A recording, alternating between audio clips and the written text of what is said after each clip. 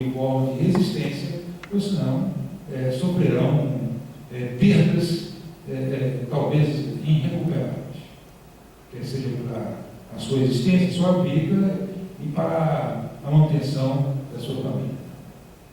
Bom, vamos ficar aqui no projeto.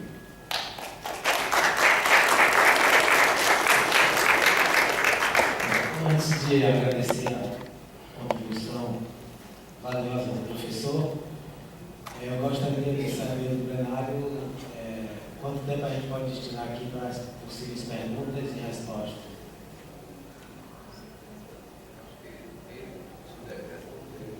Professor, qual a possibilidade do senhor responder essas perguntas? Quanto tempo mais o senhor dispõe? Uns 30 minutos. Então, nós vamos abrir esse tempo para a formulação das perguntas. Gostaria de saber se vocês querem fazer em bloco, querer responder em bloco, ou fazer respondendo a proporção que for perguntando. Ou você acha melhor? Ele prefere em bloco. Alguém já tem perguntas formuladas? Giovana. Melhor falar no microfone, porque ir aqui para que os Colegas do exterior possam acompanhar. Boa tarde ao pessoal das sessões. Professor, o panorama foi traçado aí, pelo visto, os horizontes não são lá tão azuis assim. E pergunto, portanto, como é que ficam os sindicatos que sempre foram instrumentos de rebelião desse sistema, como forma de minorar esse avanço predatório do capitalismo, da terceirização e principalmente desta no serviço público, né, em função desses novos projetos que estão aí no Congresso. Então, o que é que os sindicatos podem e devem fazer para subverter essa ordem? Essa é a primeira questão. A segunda é com relação ao ensino superior, que também está precarizado, né? A academia seria um ambiente propício para se repensar e, de alguma forma, poder também, juntamente com os movimentos sociais, reverter essa situação. Ocorre que, quando o indivíduo entra hoje, no primeiro semestre do curso superior, seja ele qual for, ele já está pensando no último semestre para entrar no mercado de trabalho, exatamente para poder ganhar mais e consumir mais e, consequentemente, alimentar ainda mais essa insaciável fome do capitalismo. Então, como é que a academia, os estudantes universitários, também não apenas esse, mas outras classes de estudantes podem combater ou podem contrapor a essa força do neoliberalismo aí, personificada nesse capitalismo? Então, esses dois aspectos, eu gostaria que o senhor pudesse, se possível, fazer as considerações. Antes de passar aqui para outra pergunta do plenário, eu gostaria de saber se tem algum companheiro aí do interior que queira fazer algum questionamento. Está ouvindo? Gostaria de saber se tem algum companheiro aí do interior que queira fazer algum questionamento ao professor.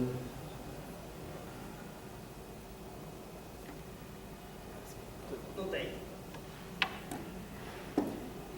Eu também vou fazer uma pergunta antes de passar para o próximo.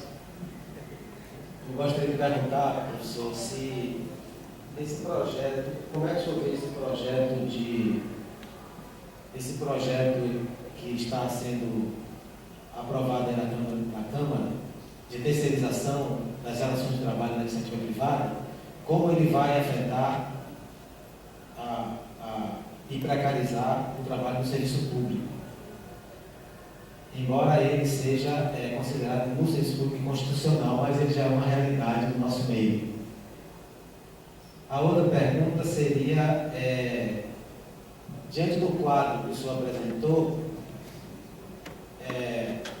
será que esse avanço do capital na precarização das relações de trabalho não é porque ele está limitado na sua competição no mercado de trabalho?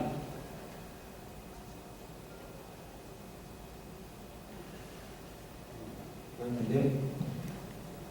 a competição acirrada que existe hoje entre as empresas não dá folga para que ela possa aumentar o seu lucro pela a majoração dos preços de agregar valor às suas produções. Então, eles procuram fazer na precarização da relação de trabalho. Mais alguém?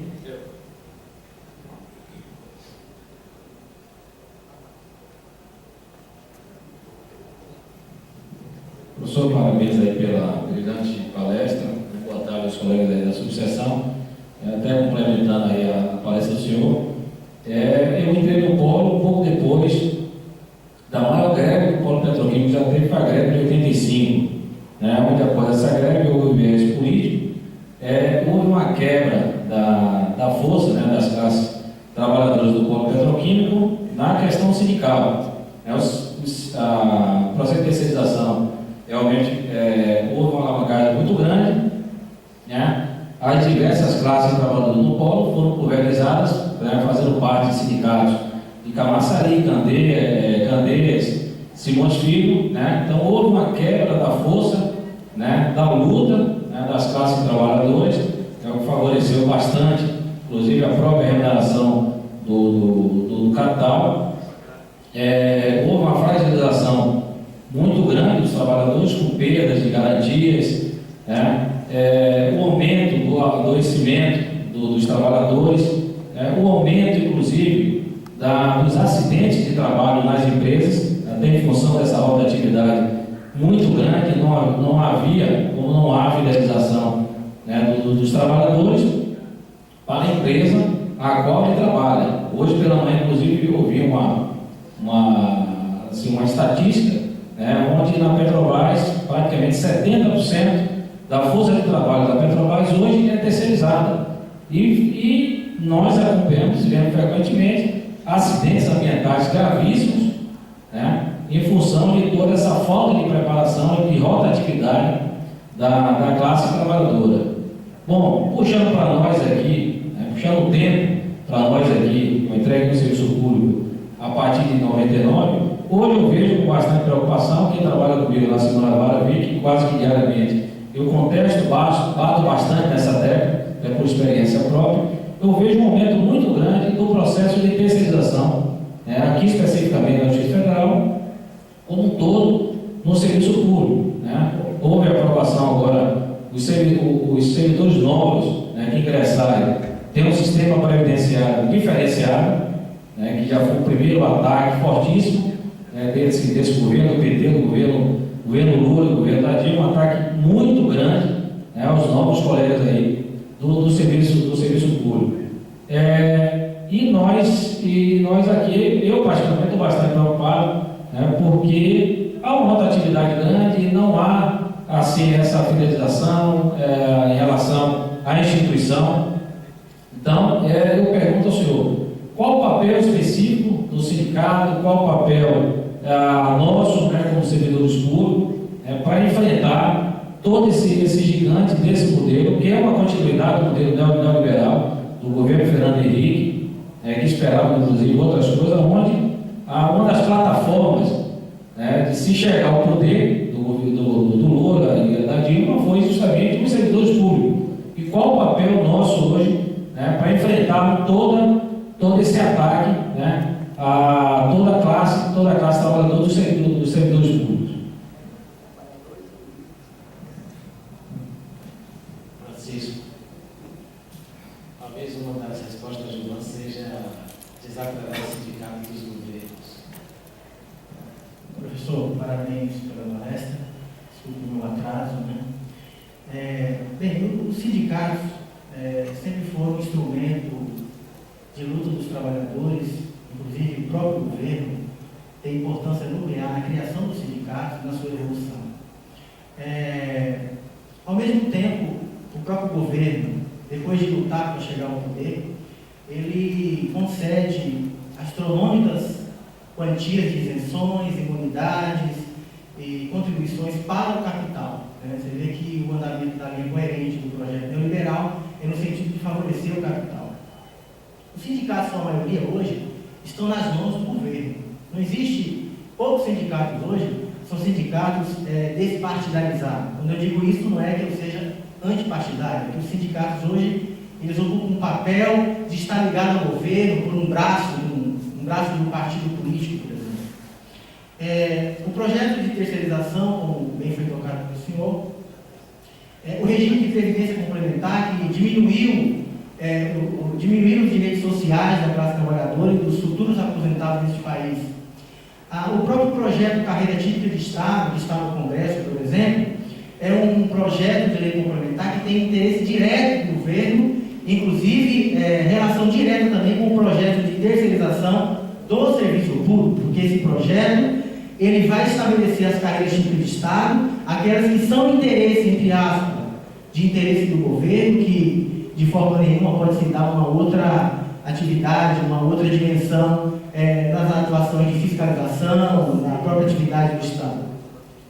Como se vê, a gente não tem, sabe, parece que não há um final do túnel. Na verdade, tudo é negro.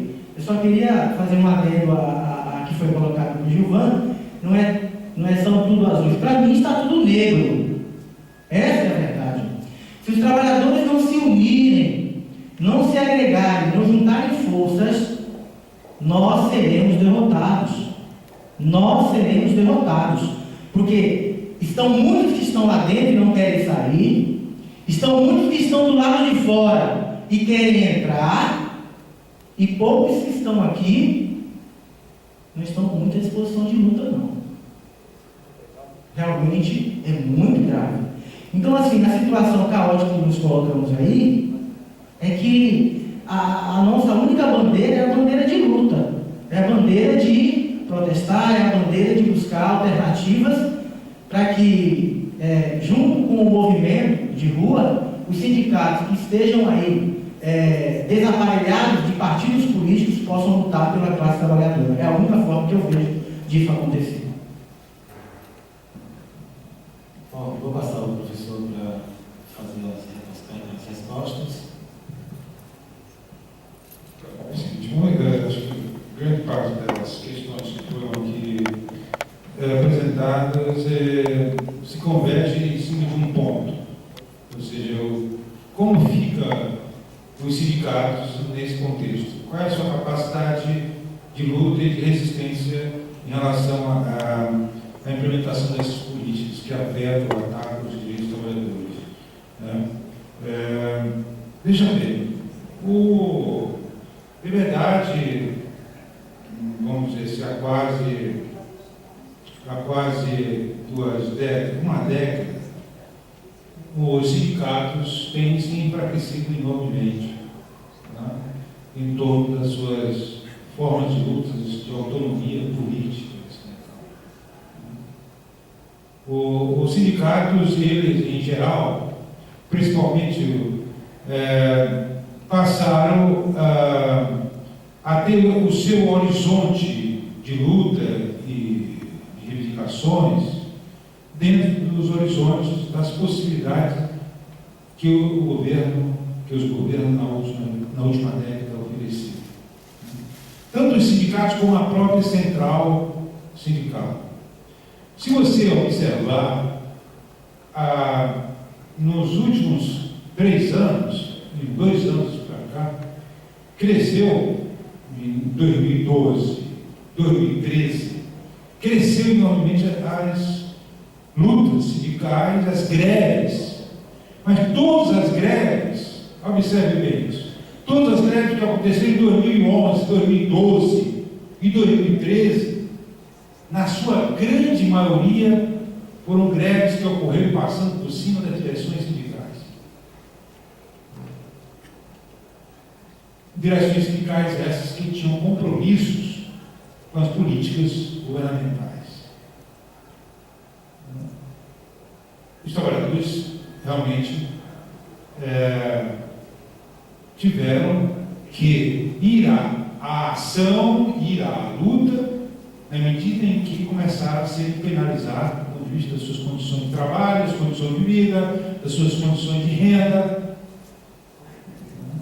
E os sindicatos, portanto, atrelados a políticas governamentais, ou dentro dos limites das políticas dentro dos seus limites, né, começou, portanto, a diminuir a capacidade de luta dos trabalhadores. Observe, isso não é apenas uma afirmação de ordem política que não possa ser comprovada, né? As manifestações que ocorreram recentemente no Brasil, mais de milhares de pessoas foram às ruas, né, que surpreenderam, né, não só o governo, mas que surpreenderam partidos políticos, que surpreenderam os sindicatos, né, surpreenderam as classes dominantes, indígenas, né, onde emergiram de repente milhares e milhares nas praças públicas, não só das grandes capitais, inclusive de grandes cidades médias do interior. Aí pergunta-se, não se percebia, não se compreendia os sindicatos, nas suas políticas, de que algo estava ocorrendo na sociedade brasileira? Foi por acidente, foi por mágica, que milhares e milhares de pessoas foram às ruas de forma radicalizadas, né, lutando aparentemente e imediatamente apenas por uma proposta de passe livre, redução de taxas de transporte vinculada à mobilidade urbana, mas que, será que foi apenas por isso? Se viu depois que não é apenas por isso, né? Se viu depois que as contestações sociais que explodiram estavam explodindo em torno de questões muito mais amplas na sociedade brasileira, desde quanto à questão da perda de direito de trabalho, da mobilidade urbana, da renda dos trabalhadores, contra a violência social, contra a corrupção desse país, enfim, todo um conjunto de questões políticas, sociais, econômicas, inclusive, que expressava essa ruptura no nosso brasileiro. Mas e os sindicatos? Os sindicatos foram obrigados depois, momentos e dias depois, vir às ruas de forma bastante tímida, com sua burocracia sindical, os seus grandes carros, trios, etc. Mas que não tiveram nenhuma. A importância e significação daquela manifestação do sindicato foram mínimas, em termos de impactos social e político, foi mínimo. Então, os sindicatos, a central sindical, vieram, como diz na expressão popular, vieram a reboque daquelas lutas sociais. Elas continuam dentro da paralisia. As estruturas sindicais estão dentro da paralisia. Paralisia em termos de luta, de reivindicação, de empreendimento. Porque optaram ao longo desse tempo, achando que sempre apenas na negociação, apenas aproveitando de algumas migalhas do Estado, acreditando em reformas que pudessem beneficiar os trabalhadores, e isso não veio. Então, há uma crise. O que nós devemos constatar é que há uma crise no meio sindical. Há uma crise na estrutura sindical. E essa crise, ou os sindicatos saem desse processo de regessamento da sua estrutura, da sua organização, da sua perspectiva de luta e organização, ou senão os trabalhadores, as quais eles representam, continuarão acumulando perdas, e vai acumular mais perdas ainda diante do aprofundamento das políticas neoliberais, porque elas são as saídas para o capital. Aprofundar a questão do neoliberalismo, aprofundar a retirada desse direito, porque é o caminho da desaceleração do capital no seu estado de crise estrutural. Então, a minha visão é de que ou os sindicatos enfrentam essa crise e vejam que na posição política de organização sindical que se encontra, não dá mais para ficar, vai aprofundar a perda dos direitos dos seus próprios representados, ou outros próprios movimentos sociais explodirão, né, e passarão por cima dessas estruturas sindicais. Inclusive, é o que está ocorrendo. Então, as burocracias sindicais estão questionadas no país, nesse contexto de crise. As grandes manifestações que ocorreram na Europa, particularmente na Grécia, na Espanha, na França, né, também em Portugal, as grandes manifestações foram para as ruas, muitas delas, grande parte delas foram por cima das estruturas sindicais. Aí os sindicais tiveram que ir a reboque e ir atrás, porque eram estruturas sindicais comprometidas com os governos, com as políticas neoliberais implantadas. Então, a realidade questiona as próprias políticas sindicais, as estruturas sindicais, a sua forma de funcionamento, de organização, a sua forma de democracia, né, de desinteresse, porque temos o esvaziamento dos sindicatos, temos o esvaziamento dos sindicatos, né, de desinteresse dos filiados, interesse da categoria em relação. Por que isso? Não é porque as pessoas deixaram de apenas ter interesse pelos sindicatos. Porque como conduz a política sindical leva as pessoas ao descrédito, leva os trabalhadores ao descrédito, ao pessimismo, ao desinteresse. Então há um afastamento. E dentro de uma conjuntura dessa de desesperança, também não. Então, há uma crise de desesperança. Mas a conjuntura política deu uma modificada. Né? Deu uma modificada. A crítica que estava sendo interditada, obstaculizada, os movimentos sociais ocorreram, abriu um espaço enorme para que as críticas emergissem, para que as pessoas tomassem coragem e capacidade de enfrentar a realidade e perceber de que não dá mais ou não dá mais para continuar com a postura que vem sempre se tendo em relação às políticas governamentais, aos projetos neoliberais do país. Em relação à questão da terceirização aplicada à iniciativa privada, evidentemente que essa terceirização, todas as aspectos de terceirização da iniciativa privada, elas se desdobrarão também para os setores da máquina administrativa pública. Né?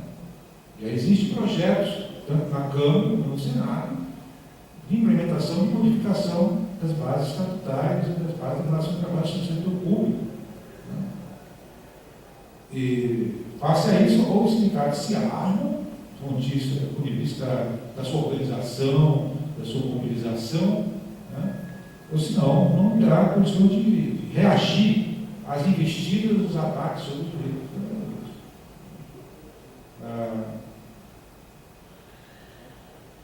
Essa situação pode ser enfrentada, sim, né? Pode ser enfrentada, desde que haja uma redefinição, ao meu ver, da linha de ação política e de organização dos sindicatos. Ou se faz isso, ou se não, novos dados da conjuntura, né, e atropelarão os próprios sindicatos.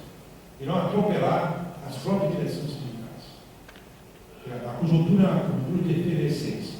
É uma conjuntura de crescimento da resistência das lutas sociais, tanto no Brasil como no mundo inteiro. E o cenário é de crise e de desestabilização da economia mundial. Eu acho que é hora de arregaçar as mangas. De fato, isso foi objeto de debate na nossa plenária em Brasília, no final de semana. Mas nós temos, professor, um desafio muito grande que, além da reorganização sindical, precisamos expurgar do meio das lideranças aqueles que ainda acreditam que o governo está fazendo uma política para o trabalhador. Bom, eu gostaria de, em nome da direção do Sindijuf, agradecer a participação do professor e pedir que possa continuar colaborando conosco, sempre que houver espaço na sua agenda, né? Gostaria de agradecer à Administração da Justiça Federal por ter cedido espaço para o debate e agradecer a presença de todos e esperar que no próximo debate a gente possa conseguir colocar mais colegas interessados na sua própria luta aqui nesse auditório. Agradeço a todos e damos por encerrar esse. Eu queria fazer uma pergunta para o professor. Eu queria fazer uma pergunta ao professor Elisiário. Meu nome é Romeu Cordeiro, eu sou servidor do Poder Judiciário Federal. Com licença aqui. Professor Elisiário, é um prazer ter o senhor aqui com a gente. Professor Elisiário, dirigente do PSOL, membro da mesma grupo político do colega vereador Coelho. Eu queria te fazer uma pergunta, professor, que é o seguinte. Hoje os movimentos sociais têm ido para a rua porque o povo cansou, não aguenta mais. Todas as regalias que o parlamento tem. O parlamentar tem aposentadoria especial com 2 mandatos, tem todas as verbas de gabinete, de carro, disso e daquilo. O povo não está aguentando mais. Como é que o senhor me diz, o seu partido, o PSOL, tem parlamentares que usufruem dos mesmos benefícios e não são contra? Se o discurso de vocês é um, e por que a prática é outra? Tipo assim, ó, aqui no Jornal do Sindicato, por exemplo, olha o que o seu candidato a vereador está dizendo, ó, o Wilton Coelho, ele mesmo diz, independente de partido de governo. Como é que no Brasil alguém pode ser candidato a um cargo eletivo sem ser filiado a um partido? Queria também que o senhor falasse com a gente sobre a PEC 170, de autoria do deputado André Azito, do PSDB, e a resolução 88 do CNJ. Porque hoje nossos inimigos aqui nós servidores judiciários, não só o governo não, as administrações dos tribunais cometem mais abusos ou mais arbitrariedades. Eu, por exemplo, por trabalhar com 2 juízas, e ela me humilhava no outro até eu cheguei um dia e falei para ela, me respeite como se eu fosse empregado no comércio. Quando eu cheguei para trabalhar, eles fizeram um processo contra mim, que foi arquivado agora na segunda vara daqui, alegando que eu ameacei ela. Se o crime de ameaça está previsto no artigo 147 do Código Penal, que isso é crime de menor potencial ofensivo, por que isso está aqui? Eu acho que nós temos que partir para o enfrentamento com o governo, sim, mas não esquecer as administrações dos tribunais, as arbitrariedades e os abusos de poder que tem feito. E queria falar também aqui sobre o senhor falou sobre o movimento sindical. Nós aqui no movimento sindical temos a nossa parcela de culpa. Vocês, por exemplo, da direção do Sindijuf, no dia 12 de junho, foi determinado pela Confederação Nacional dos Servidores Federais Públicos como dia de luta. Luta contra a reforma da Previdência, com o seguinte slogan: com a reforma comprada, tem que ser anulada. Na Bahia, o Sindijuf não fez nada. Sabendo se o senhor vai dar tempo para fazer a resposta. O debate parece que já foi encerrado, mas, por gentileza, a primeira questão é que nós estamos fazendo um debate de terceirização, e não de caráter político partidário, etc. Um dia que convidar para fazer um debate sobre partidos, certo? Aí nós faremos. Minha posição é fazer um debate sobre a questão da terceirização, análise da conjuntura e das políticas neoliberais. Né? Eu acredito que a questão, eu acredito que as questões do ponto de vista das lutas sindicais, certas visões distintas, os próprios agentes, grupos, pessoas devem enfrentar no seu espaço próprio, suas plenárias, organização sindical, etc. Então, um debate sindical de grupos, o que cada grupo está defendendo, isso aí acho que é outro fórum, outro espaço, etc. Eu só quero lembrar aqui a colega meu que o dia não foi 12, foi dia 11. Foi 12 de junho. No dia 11, nós estávamos na rua fazendo mobilização junto com as outras centrais sindicais. Mentira. Eu queria lembrar que nós, na última Assembleia, decidimos que iríamos realizar é uma assembleia também para fazer uma análise política do sindicato, etc. Uma espécie de prestação de contas. É preciso lembrar isso também. Isso é um debate que vai ser aberto. Que vai ser aberto, exatamente. Obrigado